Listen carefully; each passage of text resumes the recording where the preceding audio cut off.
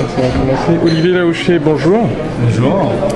Donc déjà, on vous avait interviewé il y a quelques années, ça fait 5 ans à peu près. Alors quel chemin Trace TV a parcouru depuis? Ah, ça c'est une vraie question ça. On va fêter effectivement le 7e anniversaire de Trace le mois prochain. Mais un grand chemin, c'est vrai qu'on avait eu l'idée de faire cette chaîne sur la thématique des musiques, des cultures urbaines. On a démarré en France et en 7 ans on a réussi à faire de cette marque, de cette entreprise, une marque mondiale, parce qu'on est maintenant présent dans 150 pays. On a 5 chaînes sous les marques Trace et Trace Tropicale. Et je crois qu'on a un petit peu réussi ce qui était notre rêve, qui était de rapprocher les jeunes du monde entier à travers des codes, des pratiques communes, des aspirations communes autour des musiques et des cultures urbaines.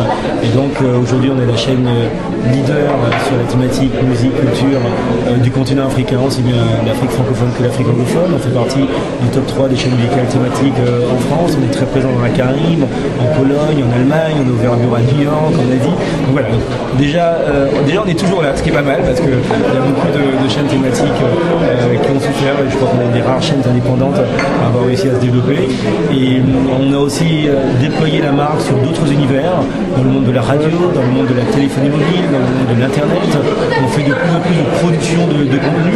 On est en train de travailler en ce moment sur la création d'une nouvelle chaîne sur le label Trasport, qui va être une chaîne consacrée aux célébrités sportives, donc un énorme investissement en termes de qui serait diffusée où a priori?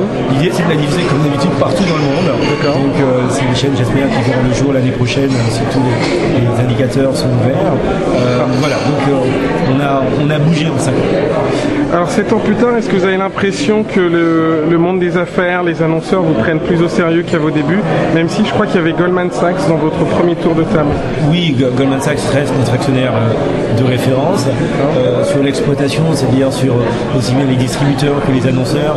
Est-ce qu'aujourd'hui ils ont pris conscience de l'intérêt d'annoncer sur une chaîne sur cette thématique plus qu'il y a 5 ans, mais pas encore au niveau de ce qu'on représente en termes d'audience. Donc je crois qu'il y a encore, on l'a vu aujourd'hui lors de cette conférence, un énorme travail à faire, un travail d'explication, de persuasion, et il faut faire bouger les mentalités, ce qui est le plus difficile. Donc nous on pense que l'image pour ça peut avoir un rôle très important, et c'est pour ça qu'on a envie de se lancer dans la production d'une série un peu Racine à la française. Justement, on va revenir, mais avant la série, pendant la conférence justement vous avez exprimé vos doutes, je vous cite, sur la volonté de la France de changer la donne.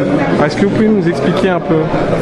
Tout simplement parce qu'il y a une reproduction des élites françaises qui fait que quand les gens qui sont au pouvoir sont comme les gens qui étaient au pouvoir et les gens qui étaient encore avant eux au pouvoir, les choses ne bougent pas beaucoup. Et puis tout simplement il y a un certain nombre de personnes qui ont envie de garder ces pouvoirs pour des raisons historiques, économiques, politiques, financières, tout ce qu'on veut. Et nous sommes des intrus. Donc aujourd'hui, ces intrus représentent quand même plus de 10% de la population française. Et on dit on doit avoir notre place, toute notre place, pas seulement sur les terrains de football ou dans les studios d'enregistrement, mais dans toute la société, au niveau politique, au niveau économique, au niveau culturel. Donc c'est un combat qui demande à faire bouger les consciences, et c'est pour ça que je sais que ça va prendre du temps. Alors donc justement, vous avez dit tout à l'heure que vous êtes allé voir TF1, je vous cite encore une fois, pour leur proposer de faire une grande série, Racine à la française, qui vous ont gentiment envoyé vers Arte. Alors est-ce que vous pouvez détailler cette proposition? Est-ce que, à part eux, vous avez discuté avec d'autres gens, par exemple avec France Télévisions? Est-ce que vous avez déjà commencé à voir comment mettre en place une telle série? Et si oui, quel rôle Trace TV ou vous-même pourrez jouer là-dedans?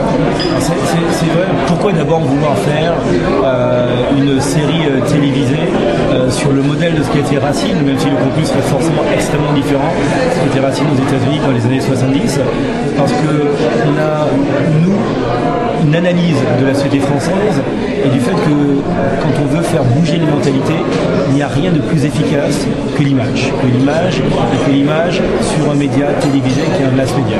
Et donc à partir de là, on s'est dit, tous ces problèmes sur l'expression, la représentation de la diversité, des minorités, des cultures urbaines et tout ça, beaucoup des blocages qui existent sont liés à des mentalités, à des gens qui en fait n'ont pas pris conscience de l'existence de ces minorités, de cette diversité de la société française et qui n'ont pas envie de la représenter. représentée là où elle devrait être. Et pour faire bouger ces consciences, eh bien, leur raconter l'histoire de ces minorités, pourquoi elles sont en France, d'où elles sont venues, leur raconter en fait une partie de l'histoire de France, parce que c'est une partie de la France qu'on partage, qu'on a un héritage commun, eh bien, ça peut être une bonne idée. Donc, moi, j'ai eu la chance effectivement de pouvoir voir cette série qui a été publiée par Warner et dans les années 70. Et elle a révolutionné les États-Unis à un moment où les États-Unis avaient besoin de prendre conscience aussi de l'existence de ces minorités. Aujourd'hui, Obama ne serait pas président des États-Unis s'il n'y avait pas eu Racine dans les années 70. Donc, alors vous êtes confiant sur le fait que votre proposition ait des chances de voir le jour? Je vous ai demandé quel rôle vous-même ou votre chaîne? Oui, alors bien entendu ça va être difficile. Tout ce qu'on a fait quand on a lancé Trace, ça a été difficile. Aujourd'hui on a réussi.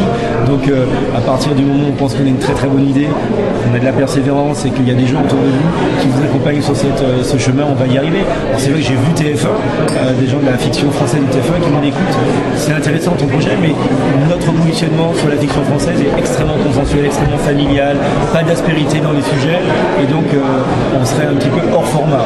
Et je peux comprendre, hein, c'est leur logique, c'est leur volonté, je pense qu'ils se trompent. Et donc aujourd'hui, je présente ce projet à France Télévisions. Et ce qu'on a envie de faire, nous, Trace, autour de ce projet, c'est aider à faire en sorte qu'il puisse exister. On n'a pas les moyens, on n'a pas la vocation d'être le principal producteur de cette ambition, parce que c'est une ambition qui est énorme, qui est chère, qui va prendre du temps, c'est pas notre premier métier. En tous les cas, on aura ce rôle peut-être de leader, d'accompagnateur, de faire en sorte que les choses soient possibles. Et si ça peut aboutir, que ce soit diffusé sur France Télévisions, peut-être dans un deuxième temps sur une antenne de Trace, et bien on aura l'impression d'avoir quelque part contribué à faire avancer un petit peu la Trace. Alors dernière question, sur un animateur qui fait beaucoup parler de lui et qu'on voit de temps en temps sur François, je parle évidemment d'Éric Zemmour. Que vous inspire la dernière polémique à son sujet? Je pense qu'il y a eu des propos qui malheureusement sont partagés, en tout cas en termes d'idéologie, par la majorité de Français. Il y a plus de trafiquants noirs et arabes que de trafiquants français blancs, parce que c'est ce qu'on montre à la télévision, c'est ce qu'on voit dans les journaux.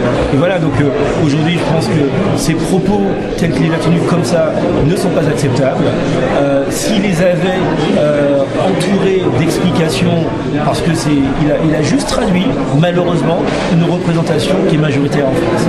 Donc il y a tout un débat, faut-il le sanctionner, pas le sanctionner, c'est aussi la limite entre le journaliste, le polémiste, où la barrière est vite franchie.